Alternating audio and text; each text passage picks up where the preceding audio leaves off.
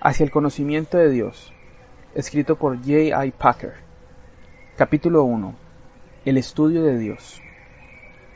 El 7 de enero de 1855, el pastor de la capilla de New Park Street, Southwark, Inglaterra, inició su sermón matutino con las siguientes palabras.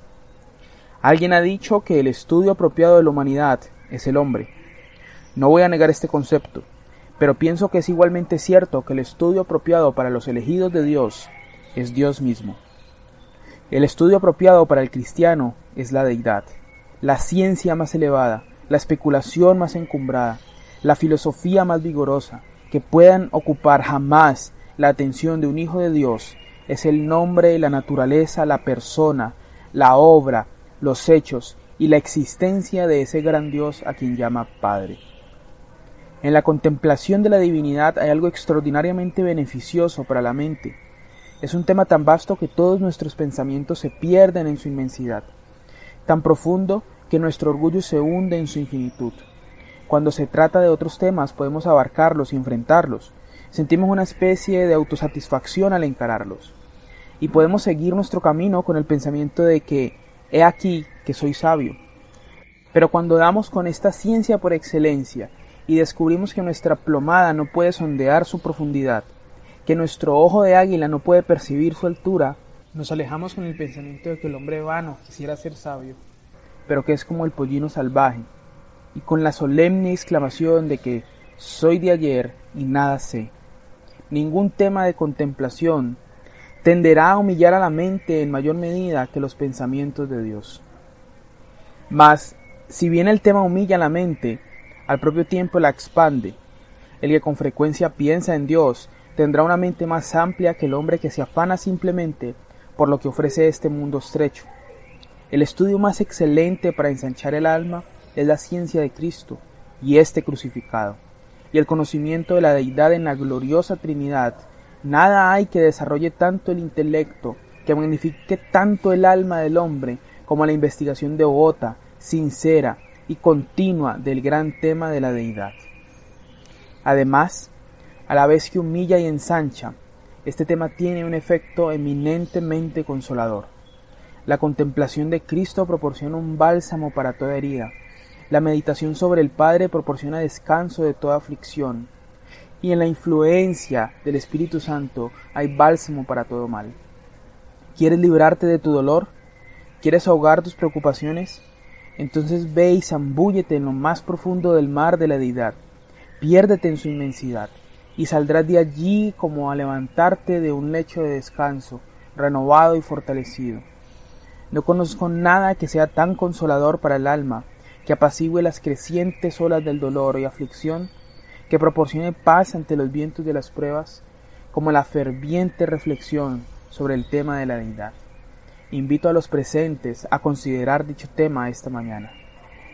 Las palabras que anteceden, dichas hace más de un siglo por Charles Spurgeon, que en esa época increíblemente tenía solo 20 años de edad, eran ciertas entonces y siguen siéndolas hoy. Ellas constituyen un prefacio adecuado para una serie de estudios sobre la naturaleza y el carácter de Dios. Pero espere un momento, dice alguien. Contésteme esto. ¿Tiene sentido realmente nuestro viaje? Ya sabemos que en la época de Spurgeon a la gente le interesaba la teología, pero a mí me resulta aburrida. ¿Por qué vamos a dedicarle tiempo en el día de hoy al tipo de estudio que usted nos propone?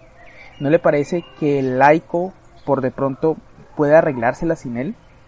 Después de todo, estamos en el año 1979, no en 1855. La pregunta viene al caso, por cierto, pero creo que hay una respuesta convincente para la misma. Está claro que el interlocutor de referencia supone que un estudio sobre la naturaleza y el carácter de Dios ha de ser impráctico e irrelevante para la vida. En realidad, sin embargo, se trata del proyecto más práctico que puede encarar cualquiera. El conocimiento acerca de Dios tiene una importancia crucial para el desarrollo de nuestra vida. Así como sería cruel trasladar a un aborigen del Amazonas directamente a Londres, depositarlo sin razón alguna en la plaza de Trafalgar y allí abandonarlo, sin conocimiento de la lengua inglesa ni de las costumbres inglesas, para que se desenvuelva por su cuenta, Así también somos crueles para con nosotros mismos cuando intentamos vivir en este mundo sin conocimiento de ese Dios, de quien es el mundo y quien lo dirige. Para los que no saben nada en cuanto a Dios, este mundo se torna en un lugar extraño, loco y penoso, y la vida en él se hace desalentadora y desagradable. El que descuida el estudio de Dios se sentencia a sí mismo a transitar la vida dando tropezones y errando el camino como si tuviera los ojos vendados, por así decirlo, sin el necesario sentido de dirección y sin comprender lo que ocurre a su alrededor. Quien obra de este modo ha de malgastar su vida y perder su alma. Teniendo presente, pues, que el conocimiento de Dios vale la pena, nos preparamos para comenzar. ¿Mas por dónde hemos de empezar? Evidentemente tenemos que iniciar el estudio donde estamos. Esto, sin embargo, significa meternos en la tormenta, por cuanto la doctrina de Dios constituye un foco tormentoso en el día de hoy. El dominado debate sobre Dios, con sus lemas tan alarmantes. Nuestra imagen de Dios debe desaparecer. Dios ha muerto. Podemos cantar el credo, pero no podemos decirlo. Se agitan por todas partes estas afirmaciones. Se nos afirma que la fraseología cristiana, como la han practicado históricamente los creyentes, es una especie de disparate refinado, y que el conocimiento de Dios está en realidad vacío de contenido. Los esquemas de enseñanzas que profesan tal conocimiento se catalogan de anticuados y se descartan. El calvinismo, el fundamentalismo, el escolasticismo protestante, la vieja ortodoxia. ¿Qué hemos de hacer? Si postergamos el viaje hasta que haya pasado la tormenta, quizá nunca lleguemos a comenzarlo. Yo propongo lo siguiente. El lector recordará la forma en la que el peregrino de Bunyan se tapó los oídos con los dedos y siguió corriendo, exclamando vida, vida, vida eterna, cuando su mujer y sus hijos lo llamaban para que abandonase el viaje que estaba iniciando. Yo le pido al lector que por un momento se tape los oídos para no escuchar a los que dicen que no hay camino que lleve al conocimiento de Dios, y que inicie el viaje conmigo para ver por sí mismo. Después de todo, las apariencias pueden ser engañosas, y el que transita un camino reconocido no se molestará mayormente si oye que los que no lo hacen se dicen unos a otros que no existe tal camino. Tormento no, por lo tanto, nosotros vamos a comenzar. Empero, ¿cómo trazamos la ruta que debemos de seguir? La ruta la determinarán 5 afirmaciones básicas, 5 principios fundamentales, relativos al conocimiento sobre Dios que sostienen los cristianos. Son los siguientes. Primero, Dios ha hablado al hombre y la Biblia es su palabra, la que nos ha sido dada para abrir nuestro entendimiento a la salvación. Segundo, Dios es Señor y Rey sobre su mundo, gobierna por sobre todas las cosas para su propia gloria, demostrando sus perfecciones en todo lo que hace, a fin de que tanto hombres como ángeles le rindan adoración y alabanza. Tercero, Dios es Salvador, activo en su amor soberano mediante el Señor Jesucristo con el propósito de rescatar a los creyentes de la culpa y el poder del pecado, para adoptarlos como hijos y bendecirlos como tales. Cuarto, Dios es trino y uno. En la deidad hay 3 personas, Padre, Hijo y Espíritu Santo. Y en la obra de salvación, las 3 personas actúan unidas, el Padre proyectando la salvación, el Hijo realizándola y el Espíritu aplicándola. Quinto y último, la santidad consiste en responder a la revelación de Dios con confianza y obediencia, fe y adoración, oración y alabanza, sujeción y servicio. La vida debe verse y vivirse a la luz de la palabra de Dios. Esto, y nada menos que esto, constituye la verdadera religión. A la luz de estas verdades generales y básicas, vamos a examinar a continuación lo que nos muestra la Biblia sobre la naturaleza y el carácter de Dios del que hemos estado hablando. Nos hallamos en la posición de viajeros, que luego de observar una gran montaña a la distancia, de rodearla y de comprobar que domina todo el panorama y que determina la configuración de la campiña que lo rodea, se dirigen directamente hacia ella con la intención de escalarla. ¿Qué entraña la ascensión? ¿Cuáles son los temas que nos ocuparán? Tendremos que estudiar la deidad de Dios, las cualidades de la deidad que separan a Dios de los hombres y determinan la diferencia y la distancia que existen entre el Creador y sus criaturas, cualidades tales como su existencia autónoma, su infinitud, su eternidad, su inmutabilidad. Tendremos que considerar los poderes de Dios, su omnisciencia, su omnipresencia, su carácter todopoderoso. Tendremos que referirnos a las perfecciones de Dios, los aspectos de su carácter moral que se manifiestan en sus palabras y en sus hechos, su santidad, su amor y misericordia, su veracidad, su fidelidad, su bondad, su paciencia, su justicia. Tendremos que tomar nota de lo que le agrada, lo que le ofende, lo que despierta su ira, lo que le da satisfacción y gozo. Para muchos de nosotros se tratan de temas relativamente poco familiares. No lo fueron siempre para el pueblo de Dios.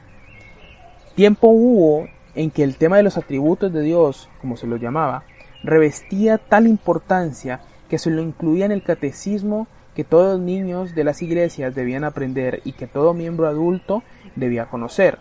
Así, a la cuarta pregunta en el Catecismo Breve de Westminster, ¿qué es Dios?, la respuesta rezaba de este modo: Dios es espíritu infinito, eterno e inmutable en su ser, sabiduría, poder, santidad, justicia, bondad y verdad.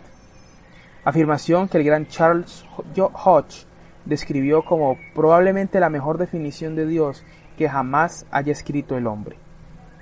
Pocos son los niños de hoy en día, con todo, que estudian el Catecismo Breve de Westminster, y pocos son los fieles modernos que habrán escuchado una serie de sermones sobre el carácter de la divinidad parecidos a los famosos Discourses on the Existence and Attributes of God, discursos sobre la existencia y los atributos de Dios, de Chamoc, dados en 1682.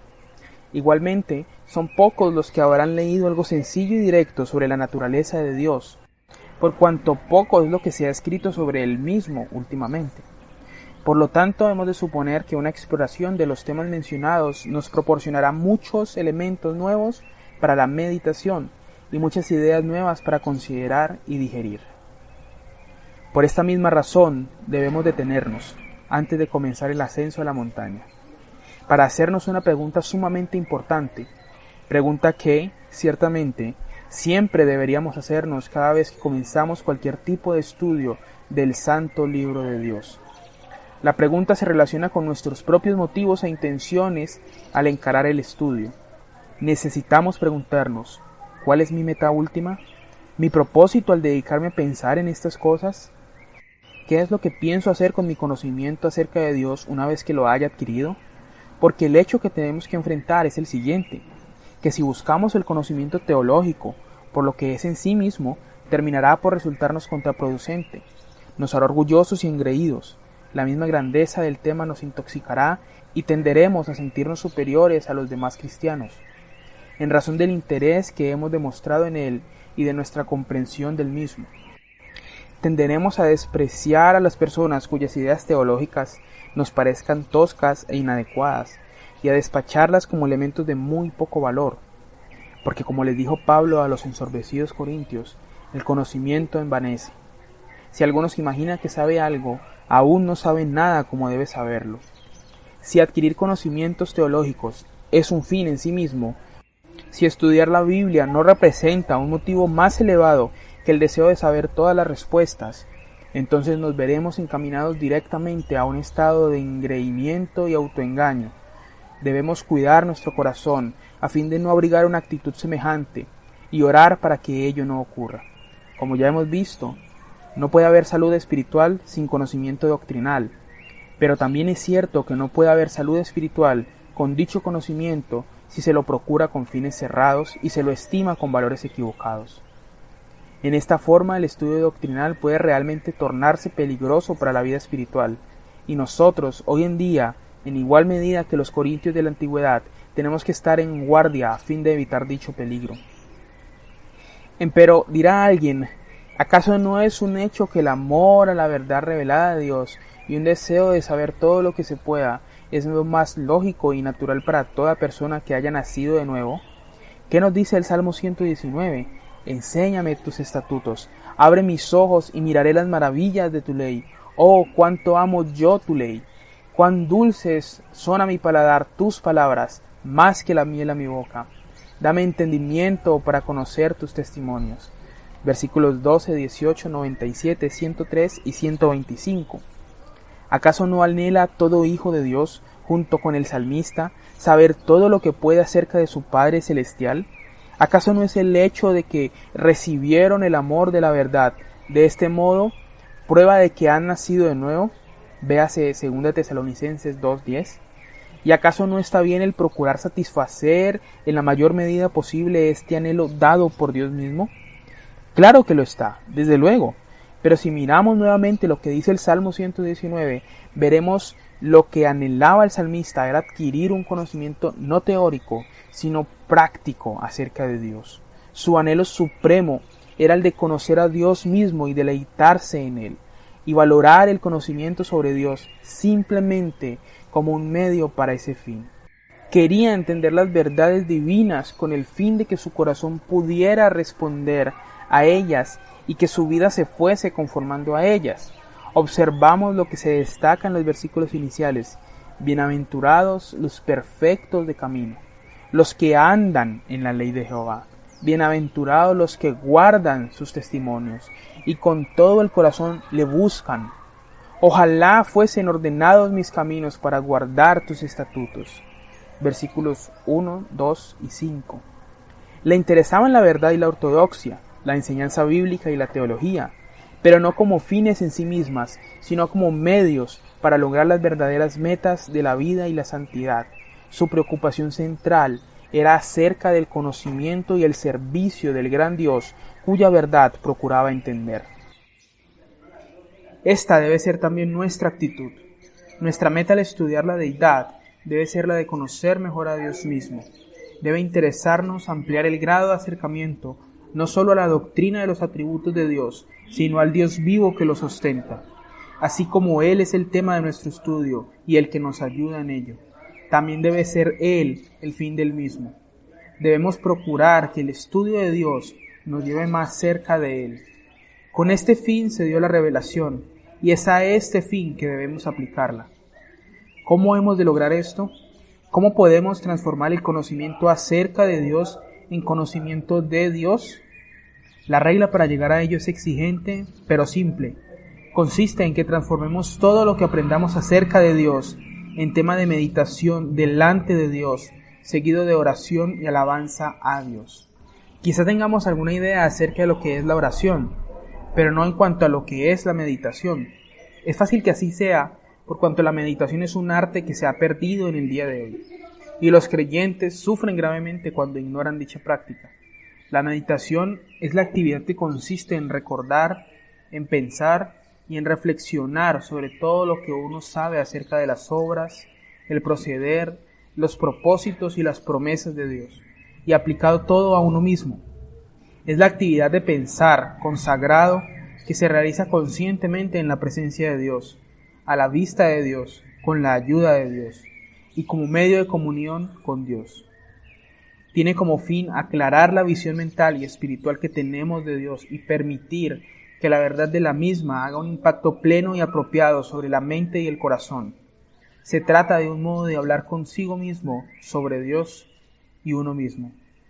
Más aún, con frecuencia, consiste en discutir con uno mismo a fin de librarse de un espíritu de duda, de incredulidad, para adquirir una clara aprehensión del poder y la gracia de Dios. Tiene como efecto invariable el humillarnos cuando contemplamos la grandeza y la gloria de Dios, y nuestra propia pequeñez y pecaminosidad, como también alentarnos y darnos seguridad, consolarnos. Para emplear el vocablo en el antiguo sentido bíblico del mismo, mientras contemplamos las inescrutables riquezas de la misericordia divina desplegadas en el Señor Jesucristo, estos son los puntos que destaca Spurgeon en el párrafo de su sermón, citado al comienzo de este capítulo, y son reales y verdaderos. En la medida en que vamos profundizando más y más esta experiencia de ser humillados y exaltados, aumenta nuestro conocimiento de Dios y con Él la paz, la fortaleza y el gozo. Dios nos ayuda, por lo tanto, a transformar nuestro conocimiento acerca de Dios de este modo, a fin de que realmente podamos decir que conocemos al Señor.